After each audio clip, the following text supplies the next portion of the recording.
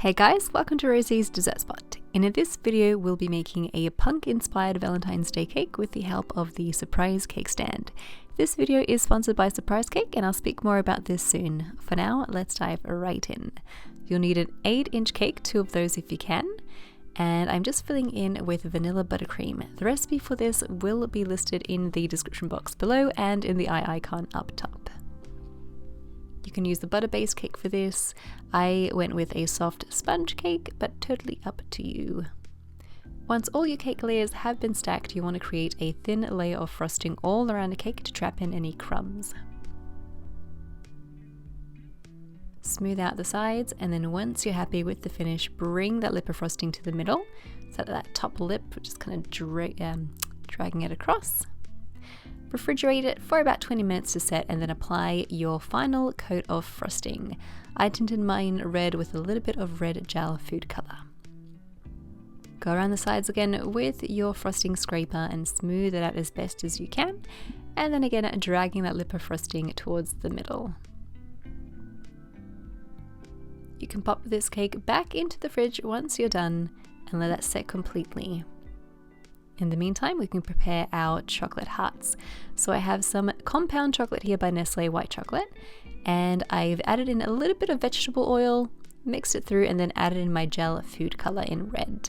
The reason why you add oil is so that one, the chocolate stays liquid for longer and you can work with it a lot easier, and 2, it doesn't seize when you add gel food color. If you didn't add the oil and you added the gel food color, it would make the chocolate turn hard and all messy.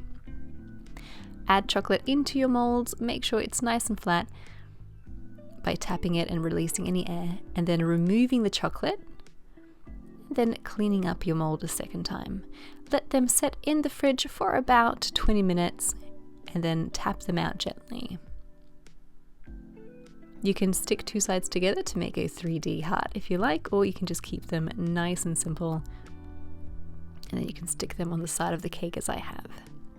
You don't technically have to remove the chocolate as I am doing right here. You can keep it all solid, but if you do, it's going to be super heavy, and so you risk the heart falling off of your cake, whereas if you empty it out, it'll be much lighter. Take your now nice and chilled cake, pop it upside down, and then remove the baseboard to reveal the cake again. Core out the center of the cake. This cake will be assembled on the surprise cake popping cake stand. I won't go into a lot of detail on how to assemble this, but I will leave a link in the description box below that'll show you how to do it in full detail. The surprise cake stand is available at surprisecake.com, and I will link this in the description box below. It is totally reusable and can last many years to come. You can use a store-bought cake or a homemade one as long as the cake is between 6 and 10 inches in diameter and no more than 6 inches tall. You can also purchase a music box to trigger the popping stand, as I have in this video tutorial, or you can simply pull on the trigger to release the popping stand. The stand can also transform into a popping cupcake stand by purchasing the cupcake kit. This turns your stand into a 3-tier popping cupcake stand, and also comes with extra plates and a cupcake topper, which will be linked below. Inside the gift shuttle, you can add in a smartphone, lots of colourful and fun candy, a ribbon for gender reveal, gift box, jewellery, gift cards, cash, the list goes on. It is especially perfect for a quarantine event, bringing that extra excitement to the table and festive spirit.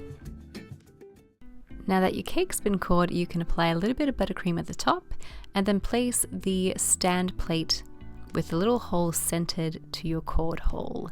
You can take off that very top and just clean up the top of your cake. If it sits in the freezer for an hour before you do this, even better, and the buttercream won't be disturbed at all. Take some black fondant, roll it out to about 3 millimeters in thickness, and then cut down panels slightly thicker than the size of your hearts. You can line up the heart at the top and the bottom just to make sure it's all the same size. Stick the panels to your cake with just a little bit of water. Apply them side by side, trying to keep an even distance between the panels if you can. And I'm just folding it over the top of the cake. To stick your chocolate hearts to your cake, you can add a little bit of buttercream in the middle. If there's some buttercream that's kind of coming out the sides, you can just use your brush to clean that up. Once all the hearts have been applied to the black panels, you can take some edible silver druggies or edible silver pearls and just place them on either side of your panels. I used 8 edible druggies on either end. The way I like to do it is place one at the bottom, one at the top, and then fill in between, and that way I know it's going to be evenly spaced as much as possible.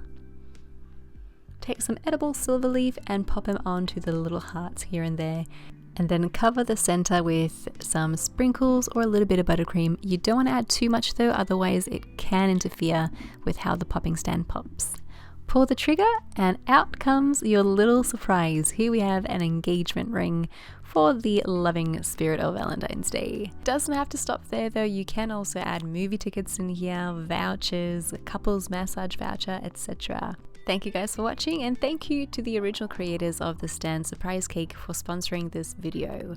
If you do recreate this, hashtag the surprise cake and hashtag Rosie's dessert spot so we can see your awesome creations as well, and we'll catch you again in the next one.